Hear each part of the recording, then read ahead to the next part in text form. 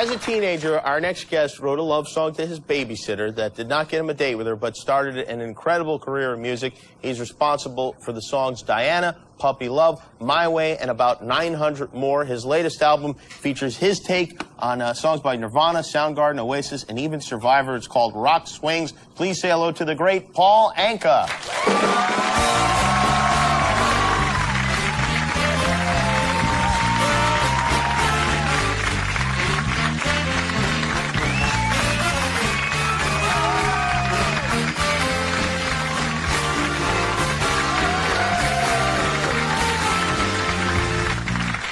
Right there, Paul Anka. Hey, that's your song. That theme for the Tonight Show. That cost me a lot of money.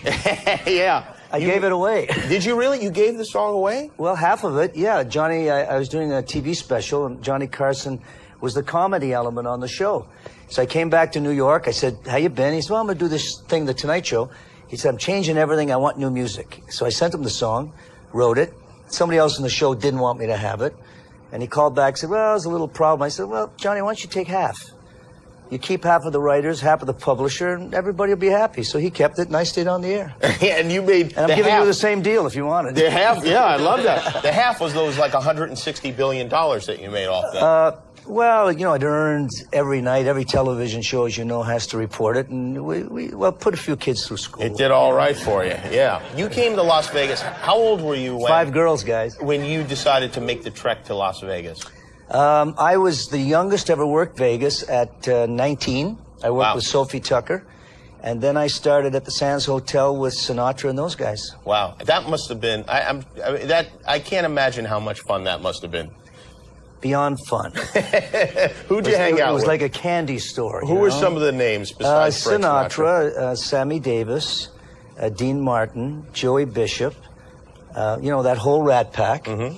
And, you know, the first time I met them, it was in the steam room, because everybody hung out in the steam room. Really? And, you know, half of them sung Little Things Mean a Lot, but that didn't matter. Sinatra was cool. He was well endowed. So he was the cat. Did he ever get stuck to a toilet seat?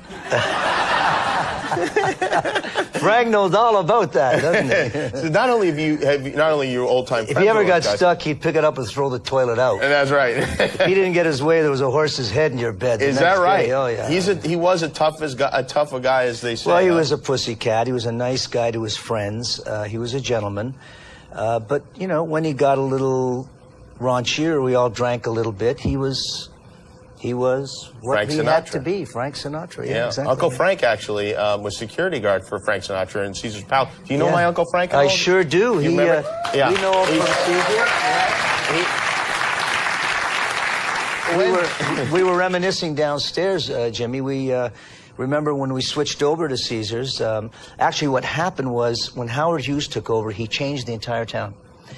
And what happened was one night they wouldn't give credit to Mr. Sinatra or anyone in his party, because, you know, we'd play, take the chips, and split, and sometimes not pay the markers. You know. Right. With the boys, it was okay. Uh-huh. But when Hughes came in, he said no, and they refused him chips. He got very angry, got up at a blackjack table, and just started being Sinatra. And at 1 in the morning, they woke up one of the guys, Carl Cohen, nice guy, came over in his bathrobe on a little golf cart, pulled into the coffee shop. Jilly was a gentleman that traveled with Sinatra, took him into the coffee shop, and he explained to him, "We can't give you any more money because you guys are taking the chips and leaving and blah, blah, blah." So Frank picked up the table and dumped the table with coffee on it all over Mr. Cohen, who got up, he was about 280 pounds, and hit Sinatra in the mouth, and the teeth went all over the coffee shop. So I ran. Not my scene, man. No. So the cops showed up, and the next day they flew him in on a jet, put the teeth in, and we went to Caesar's Palace. Didn't work Sands anymore. Wow. Wow, Yeah. That's a hell of a send-off. Yeah, it was not the kind of goodbye we all would like to have. No, it really isn't. Can't get my teeth into that one. No. And now you've done this album, and it is a great album. It really is. When I heard about it, I thought, oh, what is it? But it is fantastic. You do the songs Eye of the Tiger, Wonderwall, Black Hole Sun, Jump, Smells Like Teen Spirit. It's what made you want to do this? Well, first of all, they're great songs. A hit's a hit. A good song is a good song. I had just come off of the production team for a fine young artist called Michael Bublé, and I realized that the swing thing was in. So the record company asked me if I wanted to do a swing album, and I said, well, I don't want to do the old standards because they've been done to death, and I've done it. But I do have an idea that we could take some songs from the 80s and the 90s that have some structure to them, and I heard them differently musically. I said, let me morph around with it in the studio. I see it, and then we'll look at it, demo it.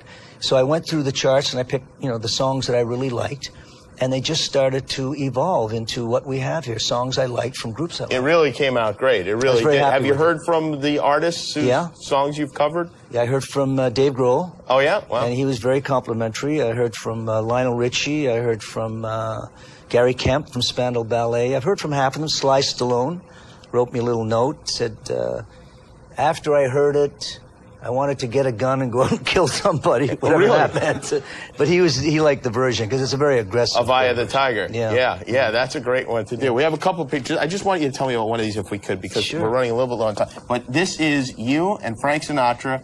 Right. And, that was Sinatra's birthday party, and everybody brought a different gift, and I decided to bring him this orangutan. Because I thought they had the same hairstyle back then. And did you keep the orangutan? No, that orangutan disappeared right after the party. Yeah. So, we just kibitzed with it. You can see, I think he's sitting on the cake, or he's doing something. So I brought that to the party. Oh, yeah, he's sitting on the cake. Well, that looks delicious. Well, well, that's something. You had some life, and this is a great album. Congratulations on it. What songs are we going to hear tonight from the new CD? Going to do Nirvana, Teen Spirit, and Bon Jovi, It's My Life. Oh, there you go. Paul Anka, Rock Swings is the CD. We will be right back with music from Paul Anka. Come on back.